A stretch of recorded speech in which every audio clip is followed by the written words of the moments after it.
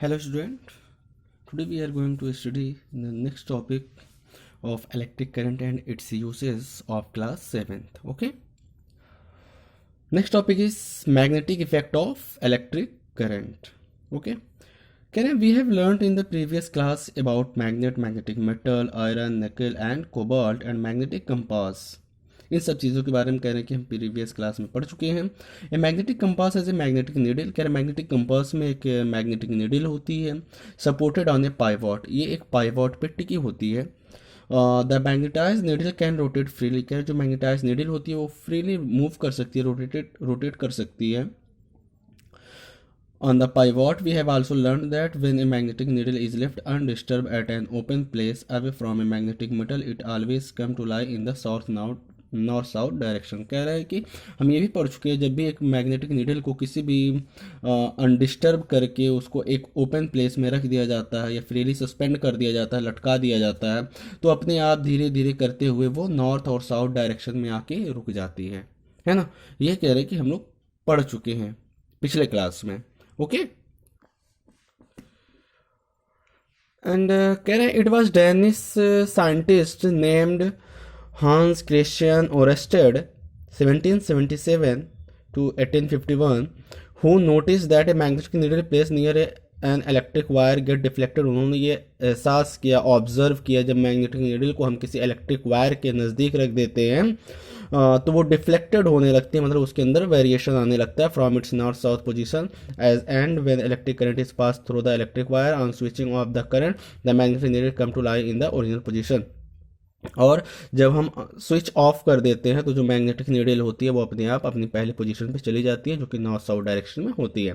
From this observation Oersted conducted that concluded that, तो Oersted जी ने क्या ऑब्जर्व किया, क्या कंक्लूड किया, पहला पॉइंट था electric current produce a magnetic field around the wire through which current is passing.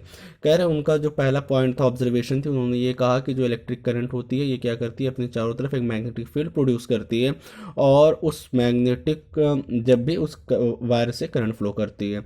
दूसरा उन्होंने कहा the magnetic effect increase with the increase in the strength of magnitude current being pass through the conductor. कह रहे और ये magnetic effect increase होता है, depend करता है कि कितने स्ट्रेंथ की करंट उस कंडक्टर में से फ्लो कर रही है। Stronger the current is the magnetic field resulting in greater deflection. कह रहा है जितना ज़्यादा अमाउंट की करंट पास करेगी तो मैग्नेटिक जो नीडल है उसमें हमें उसे उतना ज़्यादा डिफ्लेक्शन देखने को मिलेगा जो कंपास में है। ठीक है, Oersted discovery of relationship between electricity and magnetism has been termed as electromagnetism.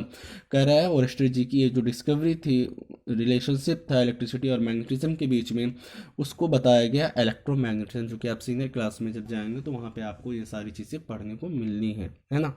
10th हुआ, 12th हुआ, हर जगह पे आपको ये सारी चीज़ें पढ़ने को मिलेंगी। ओके, इसके बाद देखिए what is electromagnet. What is electromagnet?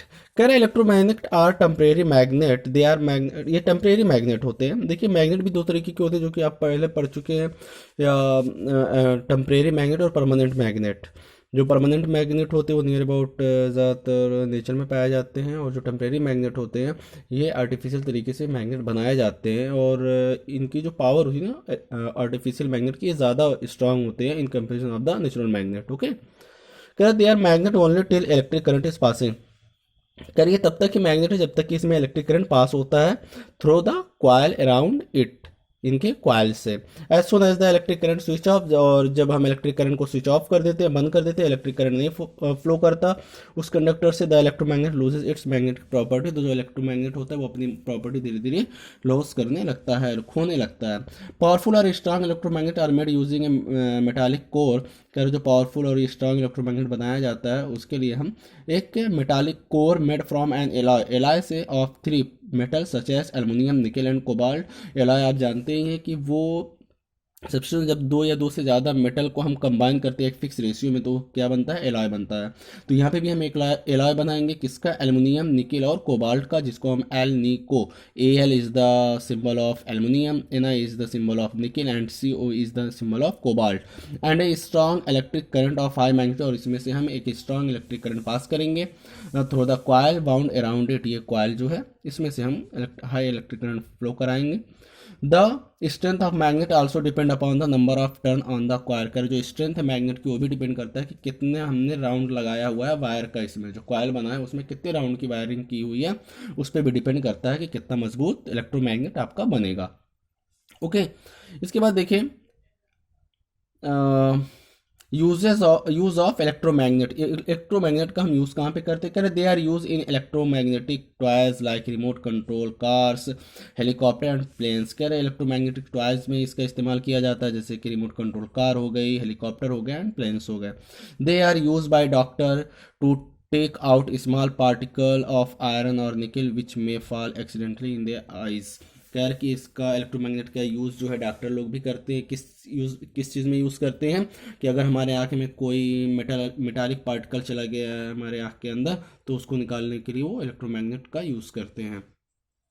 They are use in fan car motor. कर इसका यूज़ हम पंखे में करते हैं, कार्स में करते हैं, मोटर में जो बाइंडिंग होती है बोलते हैं बाइंडिंग जल गई है, washing machine, refrigerator, train, telephone, इन सारी चीज़ों में इसका हम यूज़ करते हैं। Electronic equipments being use in hospital and industries, और वो उन सारे इक्विपमेंट्स में यूज़ करते हैं जो हमें इंडस्ट्री या फिर हॉस्पिटल में यूज़ होते हैं। कह रहे very strong electromagnet are use in cranes. कह रहे बहुत अच्छे क्वालिटी के या बहुत ज़्यादा पावरफुल इलेक्ट्रोमैग्नेट यूज़ किए जाते हैं क्रेन में for lifting waste iron. Waste iron मतलब जो आपका मैग्नेटिक स्क्रैप कबाड़ बोलते हैं ना, लोहे का जो कबाड़ होता है या बड़ी बड़ी कारें होती है कबाड़ में, बसेस, ये सारी चीज़ें उठाने के लिए क्रेन में इलेक्ट्रोमैग्नेट का यूज़ किया जाता है। एक common use of an electromagnet is an electric bell. कह रहे हैं कि एक कॉमन यूज़ जो होता है इलेक्ट्रोमैग्नेट का वो हम इलेक्ट्रिक बेल भी करते हैं। जैसे घर में वो बेल लगी होती है, कोई बाहर आता है बजाता है, घर में पूरी तरीके से आवाज़ आने लगती है, लोग जाते हैं वहाँ तक, है ना। तो इसके बाद हम पढ़ेंगे इलेक्ट्रिक बेल के बारे में।